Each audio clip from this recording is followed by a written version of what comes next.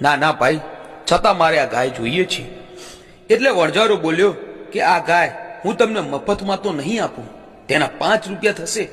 હવે દલીએ 5 રૂપિયા આપી વણઝારાની ગોરી ગાય ખરીદી લીધી. પહેલા દિવસે દલી ગાયને દોવા બેઠા ત્યારે ગાયે 1.25 શેર દૂધ આપ્યું. બીજા દિવસે 5 શેર દૂધ આપ્યું. આમ કરતા કરતા આ ગોરી ગાય ટંકે 1.25 મણ દૂધ આપવા લાગી. એમ થતા માટું વર્ષ ઉતરી ગયું અને સારું વર્ષ આવ્યું. જે માલધારીઓ પરદેશ ગયા હતા તે પણ પોતાના વતન પાછા ફર્યા.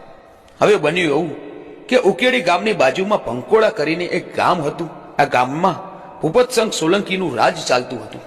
આ ભૂપતસંગને ખબર પડી કે દલી રબારણની પાસે જે ગાય છે તે ટંકે 1.25 મણ દૂધ આપે છે. એટલે તેને સૈનિકોને આદેશ કર્યો કે જાઓ અને તે ગોરી ગાયને લઈને આવો. હવે સૈનિકો તો આવ્યા ઉકેડી ગામમાં. દલી રબારણ તો દોષી થઈ ગયા હતા.